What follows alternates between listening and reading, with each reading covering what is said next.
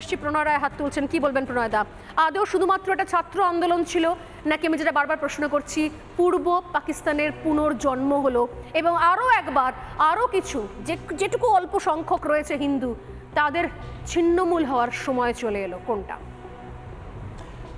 দেখুন, এই কলকাতা শহরে বামপন্থীরা মিছিল বার করেছিল এই যে ছাত্র আন্দোলন, সেই ছাত্র আন্দোলনের সমর্থনে।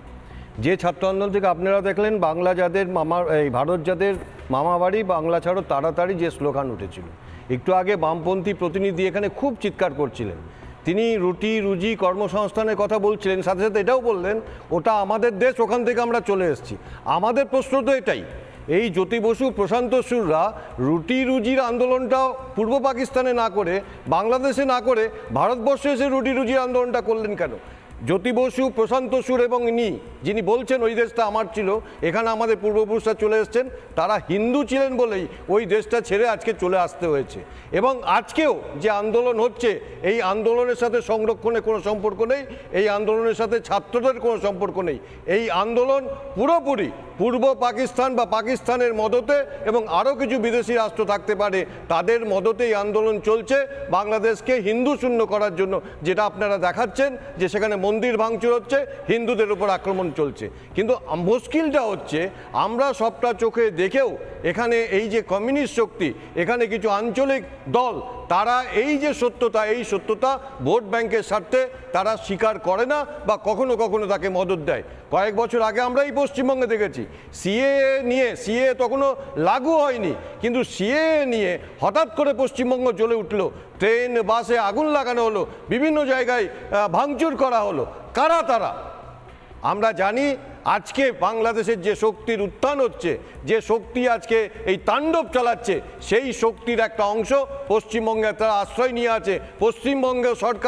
পশ্চিমবঙ্গের স্থানীয় সরকারের প্রশাসনের মদতে আজকে বিভিন্ন জায়গায়, পশ্চিমবঙ্গের বিভিন্ন জায়গায় এই যে জামাতি জিহাদি তারা আজকে তুলে রেখেছে। তাই আজকে বাংলাদেশে যখন এই উত্তাল অবস্থা হচ্ছে, বাংলাদেশ আলাদা রাষ্ট্র হতে পারে, আমরা ভারতবর্ষ একটি গণতান্ত্রিক রাষ্ট্র, আমরা সবসময় চাইব বাংলাদেশে গণতন্ত্র ফিরে আসুক, একটি গণতান্ত্রিক সরকার চলুক। কিন্তু আমরা অশনি সংকেত দেখছি, আজকে যে জামাতি যে জিহাদিরা পশ্চিমবঙ্গে ঢুকে আসছে, এর প্রতিফলন পশ্চিমবঙ্গে না তৈরি হয়। পশ্চিমবঙ্গের কয়েকটি জেলা, মালদা জেলা, মুর্শিদাবাদ জেলা, দিনাজপুর, ইতিমধ্যেই যেটা দেখা যাচ্ছে জামাতি জিহাদিরা তারা বাসা বেঁধেছে এবং সেখানে হিন্দুরা শঙ্কিত। আজকে বর্ডার যখন খুব স্পর্শকাতর হয়ে যাবে, সে সময় কোথায় গ্যারান্টি আছে কি এরকম ধর্ম বেছে বেছে কেউ ঢুকবে?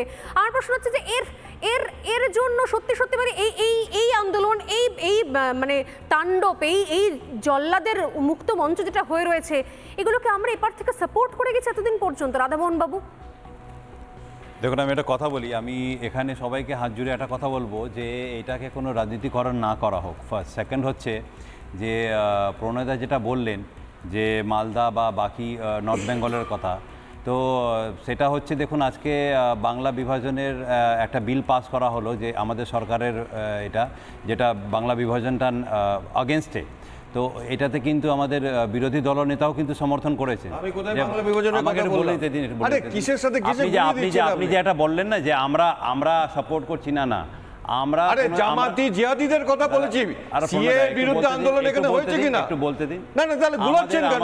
বাংলা ভাগ এখানে কোথা থেকে? ওপেনলি এটা বলে দিয়েছেন যে এটা একটা সেন্টারের ইস্যু, একটা আমাদের পাশের দেশের একটা ডিস্টারবেন্সেস হচ্ছে, এটাতে সেন্টারের ইস্যু, এটা আমাদের কোথাও রোল নেই।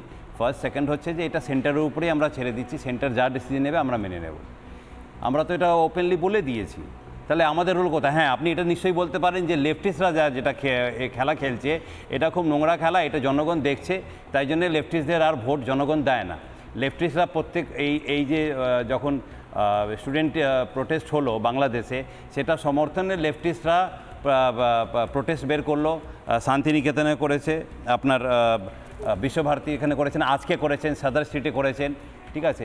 তো এই যে লেফটিস্টরা যে সাপোর্টটা করছেন, এই যে সবসময় বিভাজন আর এইগুলো, এটা মানে নিন্দনীয়, খুবই নিন্দনীয়।